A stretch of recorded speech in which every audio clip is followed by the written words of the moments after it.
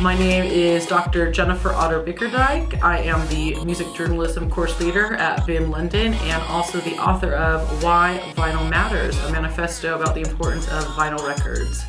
The book is about how vinyl records play an important part in people's lives, both as a physical object and also as a way to create culture and community. I have a literary agent and I was trying to sell her on the idea of writing a book about yacht rock / FM gold, I like to call it, like Steely Dan and the Doobie Brothers, Hall & Oates, all that stuff from like the mid-70s, early 80s. I absolutely love that. And I was telling her about once when I worked for Interscope Records, I was on the road with Limp Bizkit, and how Fred Durst and I literally almost got into a physical punching match because I was telling him how brilliant Private Eyes by Hall & Oates as an album is on the vinyl format. And she and I were just talking back and forth, and she said, "That's it, you should write a book about why vinyl matters." So I absolutely loved writing the book because the best thing about it is to see how the same record could mean so many different things to so many different people, even though it's one record. So for example, I went to Fatboy Slim's house for his interview that's in the book, and one of his favorite records of all time on vinyl is The Clash, London Calling. And it was just really interesting and fun to talk about, here he was, this kid growing up in England, and what that moment meant for him, getting that record, opening it up, listening to it with his friends, and then talking about here I am in California, basically a decade afterwards, after he first heard it, listening to that same record, and how some of those themes and different ideas in the record are the same, but how they mean different things depending on when and where you're listening to them. And the fact that this vinyl record could bridge time and space like that was really, really special and fun to talk about and investigate. That was probably one of my favorite interviews, was doing the Fatboy Slim one, because I've been a fan for a really long time, and I went to interview him right after I'd gotten my driver's license in this country. And my plan was just to like sit in the car and wait. But like as I'm sitting there, I've been maybe sitting there for like 30 seconds, and he pulls up in his car like right behind me, and we totally make eye contact, and I'm like, oh no, he sees me. And he's all, oh, I saw you online, or your videos online, and he said, why don't you just come in and hang out, and I'll just like take a shower. I just got back from the gym. So we go into his house, and like has this absolutely stunningly beautiful house. And it was just really a fun interview though, because here I am in this absolutely stunning house, and it's easy to be overwhelmed, but then when it all comes back down to it is the love for music. And when he and I had this, it was probably like a 5-hour, the whole thing. We were just sitting there nerding out, talking about records and subcultures and how much this record meant, and how much like I love New Order, he loves New Order, like just all these things. And that was, and the stories of how he got to be where he is fabulous. The fact that he was the kid that had all the records, so people would invite him to parties just so he'd bring the records with him. And then finally he flipped it around and he said, I'll come if your dad rents 2 turntables. And that was basically his first DJing thing.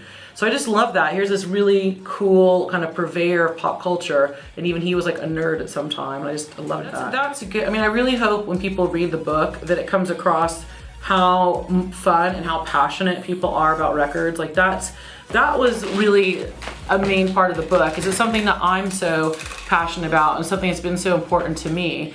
And the fact that you can be talking to like Mike Ness from Social Distortion, that was another interview that I was cackling down the phone at him because he was just like, yeah, like we used to do drugs in the back of this van, and then we go door to door to sell air conditioners, and that's how I bought my first record player. And I'm just sitting there like looking at the phone going, did he just say he would do drugs in the back of a van, then go door to door selling air conditioners? So like talking to people like how their paths are all different, but the thing they all have in common is this love for vinyl records. So that was really fun. I just see like some of these people that you've really admired, and then when you get down and talk to them, you both are just fans, and that's really, really fun to discover as well. Wow. Because of what I've done in my career, I used to have a job where I traveled all across America, and this is like when CDs were getting really big, so nobody wanted their vinyl. So I would just scoop up like massive deals, like I would, a 99 pence, 99 cents, depending on what country I was in, like Rolling Stones and Elton John, all kind of like the 70s, 80s music on vinyl, I would just get for super, super cheap. And I also have been obsessed with 45s. Like my dream is to get a jukebox, desperate for a jukebox. And so one of the things I learned is how expensive all these first issue vinyl records are now. So for example, I know Ben Blackwell from Third Man Records, he also is the drummer for the Dirt Bombs. He is a massive vinyl head, and he talks about how, I think it's Beggar's Banquet by the Rolling Stones, like even like 10 years ago, 8 years ago, you could go find one for like $5, and now a first edition is like $76. So it's harder to collect, and it's much more expensive to collect than it used to be. So that's something I learned, because I'm like, I want to replace everything I've ever had on vinyl, basically, and that's just going to cost too much money. So the cost, I think that's one thing I learned. But also just, again, that idea of how vinyl just crosses over into so many different places. Like, you know it, but then when you actually sit down and talk to people, you realize how impactful this 12 by 12 format is, that nothing else has that same kind of kapow and impact. I'd say, I mean, I keep going back to this interview, but the Fatboy Slim, I was sad because he has kind of, he hung on to vinyl and using vinyl as long as he possibly could, and that just because of what he does, he now like pretty much only uses, you know, MP3s or more electronic computer-based formatting, not vinyl. And that was a little bit sad, because you like to think of those kind of heroes of yours as just having like roomfuls of vinyl, and that's what they use all the time. His nephew wanted to learn how to DJ with vinyl, and so Norman was like giving him a lesson. And you know, when you're DJing, finally you have to quickly turn it over, and there's a special way you hold the vinyl record.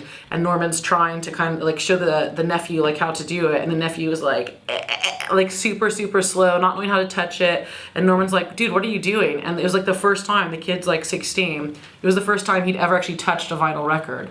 And that's so weird, because it just shows like a huge generational gap. Because when I was like 3 and 4, I had my own records, I was doing my own thing. Here's a kid 15, 16 who has never actually physically touched a piece of music format like that. Like, I would never in a million years say vinyl is the best format, because number one, I commute in and out of London every day, and if I did not have MP3 music going through my ears to block out the humanity around me, I would probably go more loco than I already am. Is like vinyl is an option that's coming back into the mix of all those other options, and that's what's exciting about it. But if you want to help support indie stores, go to roughtrade.com. They have the book on there. It's a great place.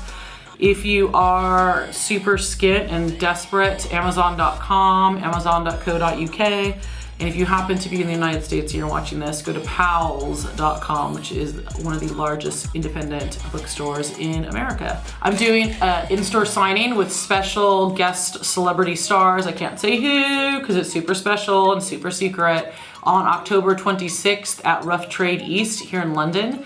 And then November 28th, I'm doing a signing in Manchester at a place called Leaf. That's at 7 p.m. with none other than one of my personal heroes, Peter Hook, from New Order / Joy Division. And then my next book that I'm working on is about Nico from the Velvet Underground.